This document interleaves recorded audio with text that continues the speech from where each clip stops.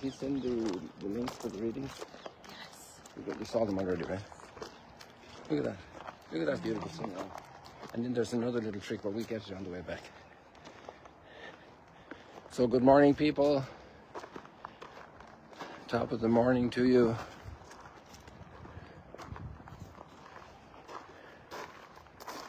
So we've got some pilgrims walking with us this morning. You can't really hear the footsteps yet.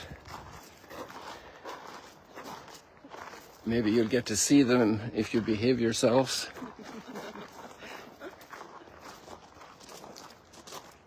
And we're going to try and keep it short this morning because there was a strange bunch of people with me last evening that delayed me a lot, and then for another strange set of circumstances, sleep didn't come quickly and my head couldn't find the gimbal this morning, but that's okay. That's part of life. It's interesting, we have these blossoms here. These come out in, the yellow ones come out in about July, and there's one in front of Duke and Alton that's red. Ponciana trees, is that what they call them? I forget. I think it is, yeah. And the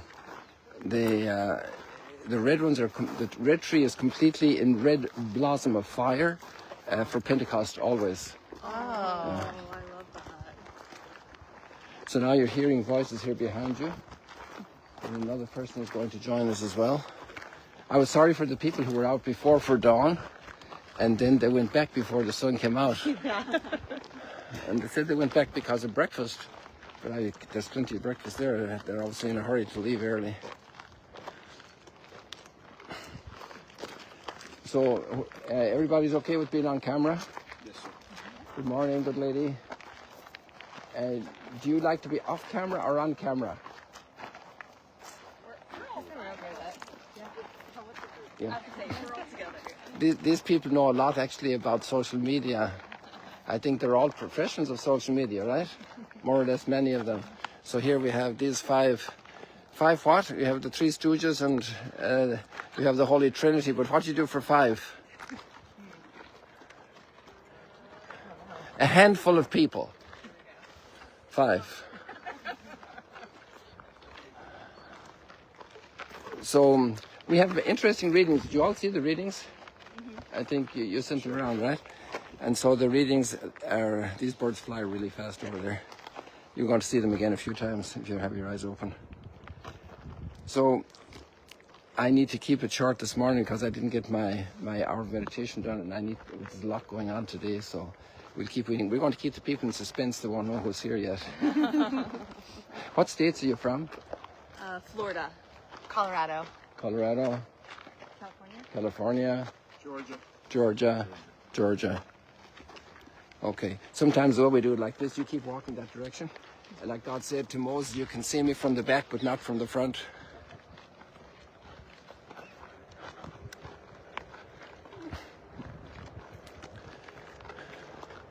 So, and Magla, ladies go first if you want to introduce yourselves. I'm Megan. From? Florida. And you're all social media people in churches, right? Or in Christian publications, or mostly. So, what's your organization? The Voice of the Martyrs. The Voice of the Martyrs, very good. I'm Nicole Dill. I'm from Colorado, and I'm with Vineyard USA. Vineyard, and you told me yesterday how many churches are in that? Just under 500. Just under 500. That's a lot. Good morning, I'm Jessica from Southern California in Saddleback Church. Saddleback Church in Southern California. A Saddleback. Ah, very good, interesting. And this is? I'm Hamby from Canton, Georgia. I'm on staff at the church, Full Life Church, but I'm also a writer, and I write for BeliefNet Pathways. Wow. And good morning, Christopher Nelson. I'm out of Georgia as well, and I work with an organization called Glue, where we're helping to connect the church with technology. Wow, you need some nice glue there. We need some nice glue there. Yes. So let's dig in a little bit into the readings, or at least become familiar with them. So we have a reading from the Book of Wisdom. Do any of you know where would you put it on a timeline when the Book of Wisdom is written?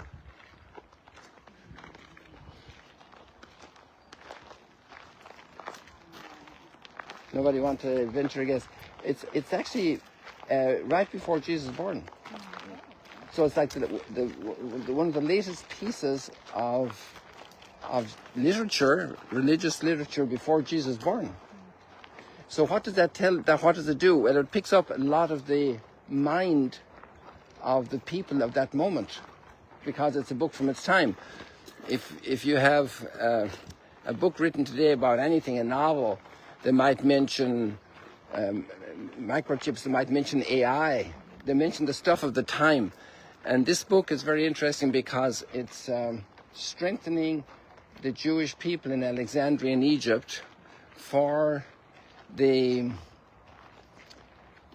Hellenization culture that now is even stronger through the Roman Empire. Because Alexander the Great had brought the Hellenic culture all across the Middle East, and this was a huge problem, the Maccabees, and that's when Magdala starts at that time, right? So we're entering into the mindset of the Jewish community and its concerns when you read this book. And it talks about death. And what I find very interesting here is we're in a very mature moment of religious understanding of death, which was not at all there in previous centuries. The discovery of the resurrection is a very late development in Jewish thought. So it's not there at the time of Abraham. I mean, the letter to the Hebrews reads it into Abraham because it says Abraham sacrificed Christ in the hope of, Isaac in the hope of the resurrection, right? So the biggest desire anybody had was to give their land to their children and their children's children. But now the resurrection of the dead, and you see in the Gospels we see the fight, because the Sadducees reject that, and the Pharisees hold to the faith in the resurrection. And that's the big debate that Paul gets into as well. And so the culture is still emerging in the culture, the truth of the resurrection. And so now when you read this here, the text is fantastic, you know.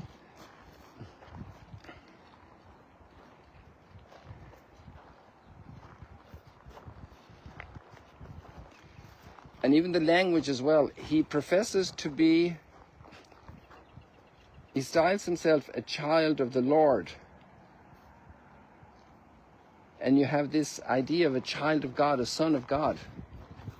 So it's the mentality. The Book of Wisdom is very strong influence in the Gospel of John.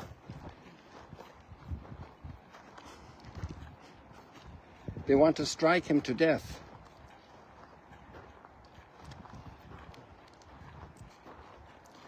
So you have the culture that's having indulgence, like our time today, a consumer culture. You want to watch that window over there now. The consumer culture, you have to keep coming though.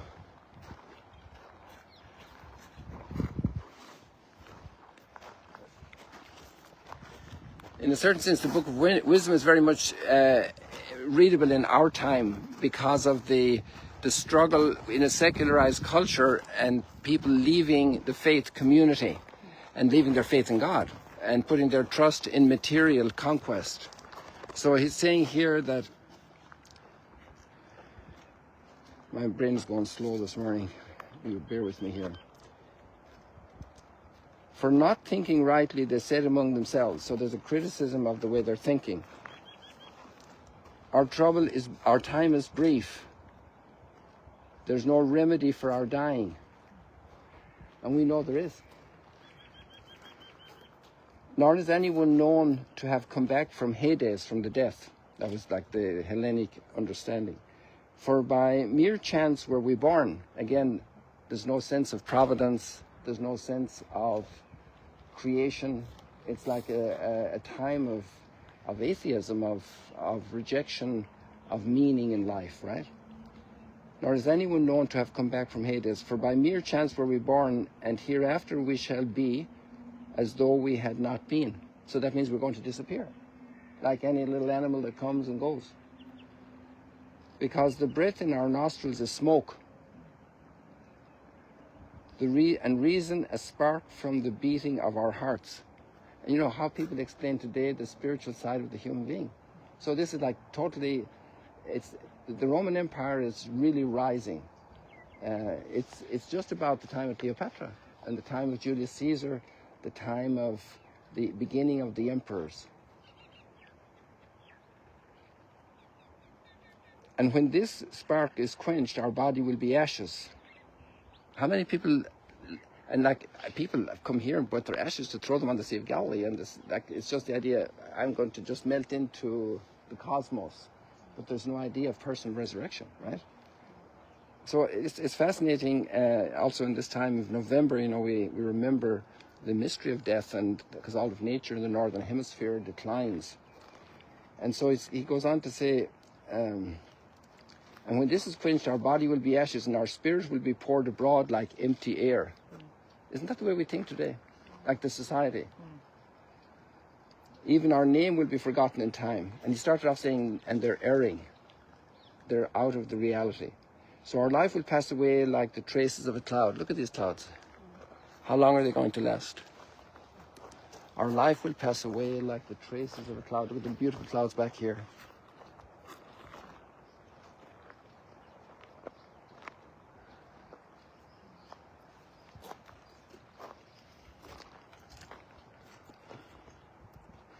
And will be dispersed like a mist, pursued by the sun's rays and overpowered by its heat. And this is also a local language because this wouldn't be in Ireland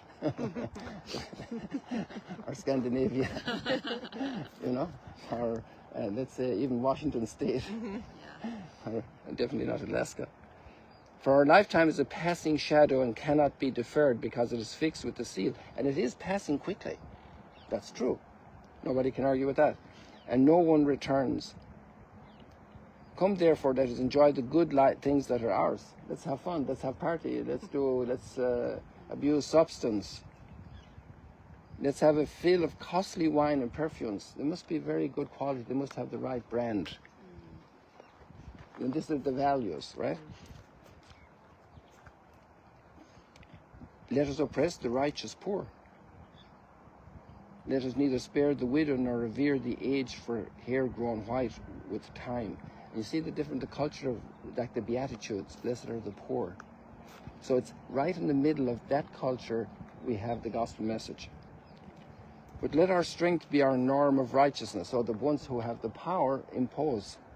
For weakness proves itself useless. And really one of the greatest virtues of Christianity is meekness, which is not weakness. To be meek of heart, learn from me, for I am meek and humble of heart. Let us lie in wait for the righteous one, because he is annoying us. So this is again like Isaiah and the suffering servant. He charges us with violations of our training. He professes to have a knowledge of God. For if the righteous one is the Son of God, God will help him. Come down from the cross if you are the Son of God. You see how this whole wisdom book is so filled with it's the environment, it's where, and this is how the early disciples of Jesus, when they start reading these readings that's part of their culture, they realize that's talking about Jesus. And that's why it enters the canon. This is the origins of that. With violence and torture let us put him to the test. Let us condemn him to a shameful death. And they did not know the hidden counsels of God, nor did they court on a recompense for holiness. So that's the award of eternal life in Christ. Isn't that amazing? For God formed us to be imperishable, the image of his own nature he made us. That's Genesis chapter 1 and 2. But by the envy of the devil, death entered the world, and they who are allied with him experience it. So there you have, even in a certain sense, an inkling of the resurrection. Because when Jesus says, you know, you will not die.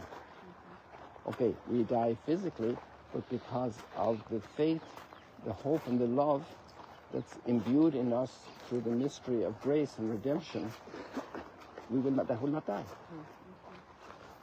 So that's the end of there will be more then tomorrow that will continue from that reading.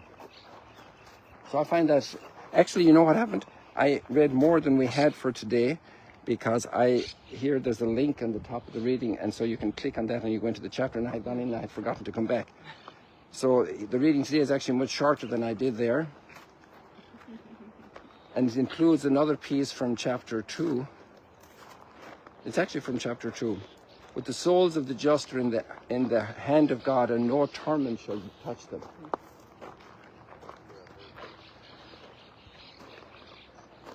And then we have a beautiful psalm because of this. I will bless the Lord at all times, Psalm 34. And now we won't have time to get on because I stayed longer than I wanted. And we have the gospel passage, which I deal with that this evening at the Mass.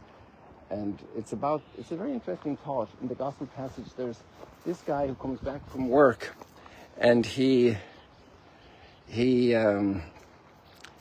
expected to prepare dinner for the boss that's sitting in his couch all day watching television. And he doesn't have a sense of indignation. He accepts it. And in our time, we're very blessed to have a great culture of human rights.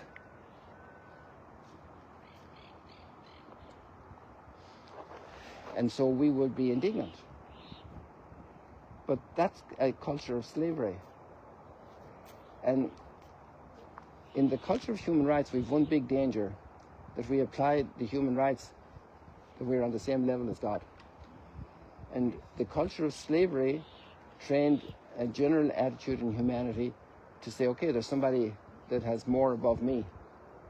And so in that sense, we need an exercise of humility in order not to play victim before God himself. Some people do.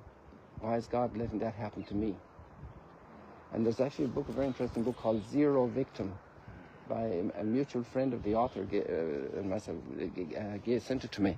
It's a very interesting book. It's written by a black pastor in Chicago. And it's about not playing the victim card. And the biggest, let's say, polar opposite is Christ crucified. You don't see one word of the self-intern victimhood in Jesus on Calvary. It's amazing. Hey guys, this is an awful lot. Do you want to say goodbye?